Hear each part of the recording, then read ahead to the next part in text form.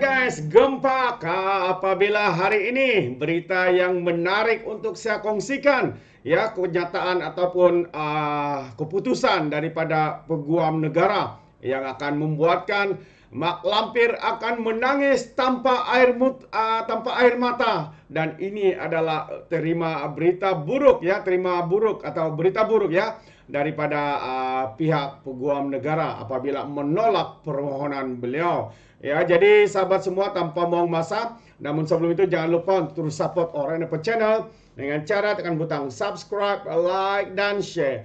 Mari kita ikuti berita gempa hari ini. Ini dia, ya, Presiden PBM Peguam Negara bantah Zuraida mau semak keputusan ROS. Terbaik. Ya, itu dia berita buruk, ya, permohonan untuk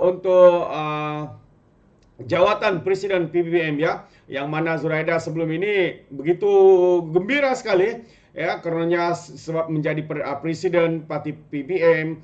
Tapi akhirnya hari ini beliau dipecat dan tidak berpuas hati, akhirnya mau meminta untuk cek semula, ya, keputusan daripada ROS itu. Namun Jabatan Peguam Negara hari ini membantah permohonan Zuraida itu bagi memulakan semakan kehakiman terhadap Jabatan Pendaftaran Pertubuhan atau ROS untuk mendapatkan pengisytiharan bahawa beliau adalah Presiden Parti Bangsa Malaysia PBM yang sah.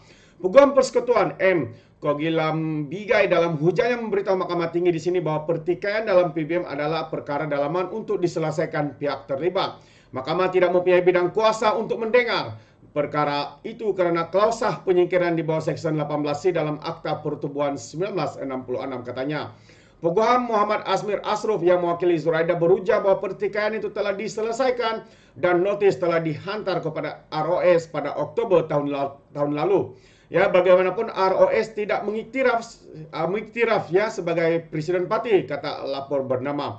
Selepas mendengar hujah-hujah kedua-dua pihak, Hakim Datuk Al-Majid Singh menetapkan 11 Mei untuk penjelasan lanjut dan menyampaikan keputusan mengenai bantahan Jabatan Peguam Negara itu. Jadi Zuraida yang berumur 65 tahun itu memfailkan permohonan itu pada 24 Mac dengan menambahkan ROS sebagai responden tunggal memohon pengisytiharaan bahwa tindakan jabatan itu mengekalkan Datuk Lerish Eng sebagai presiden adalah tidak sah, katanya. Memang gila jawatannya. Beliau memohon, ya, perintah mendamus untuk mengadakan ROS mengiktiraf beliau sebagai presiden PBM berkuat kuasa 7 Oktober 2022. Bekas ahli Parlimen Ampang dalam afidavit sokongannya berkata beliau menerima surat daripada PBM pada 27 hari bulan Oktober 2022 memaklumkan perlantikannya sebagai Presiden Parti.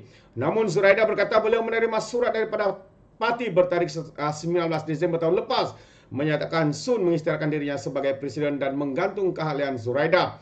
Bekas Menteri Perusahaan Perdagangan dan Komoditi berkata beliau mengenai pemacatannya daripada PBM melalui portal berita The Star pada 27 Disember 2022, namun tidak pernah menerima sebarang notis surat atau makluman daripada parti mengenai pemecatannya.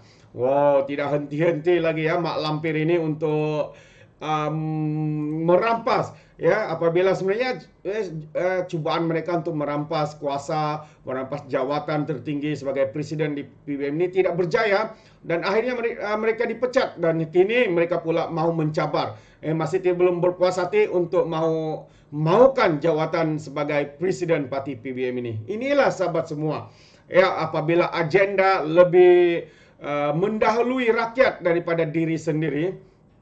Apabila agenda mereka mendahului diri mereka sendiri daripada rakyat, inilah yang berlaku.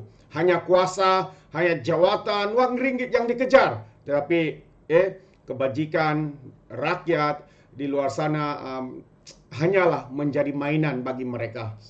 Inilah yang berlaku, ya, apabila politikus-politikus seperti ini berada di dalam negara kita. Memang mengagumkan kehebatan mereka. Inilah kehebatan para politikus, para pembangkang yang ada pada hari ini yang hanya mengejar kuasa, jawatan, dan sebagainya. Memang sangat satu yang tidak masuk akal. Jadi sahabat semua, terima kasih. Ini siapa yang saya kongsikan dan saya ucapkan ribuan terima kasih kerana sentiasa memberikan sokongan padu buat Orang Dapat Channel, ya, untuk untuk selama ini. Jadi izinkan saya, dan sebelum itu kalau sekiranya sahabat-sahabat semua ingin memberikan sebarang komen, Anda boleh berikan komen Anda dalam ruangan komen, tapi ingat ya, komen dengan cara berhema, jangan menjadi seperti walau-walau lebay-lebay. Geng sapu bersih, geng takut Anwar GTA ya, yang seakan-akan ya apabila mereka memberikan komen penuh dengan fitnah, tuduhan melampau dan berbagai lagi ya. Sepertinya otak mereka tertinggal di atas Gunung Everest. Itu dia. Jadi izinkan saya untuk mengundurkan diri, dan seperti biasa peribahasa mengatakan tapak pengkangkap 2 ton keinginan. Dalam bahasa Melayu, tepuk dada, tanya selera. Sekian saja daripada Orang Dapat Channel. Saya kita berjumpa lagi dalam info dan update yang seterusnya. Sekian. Bye-bye.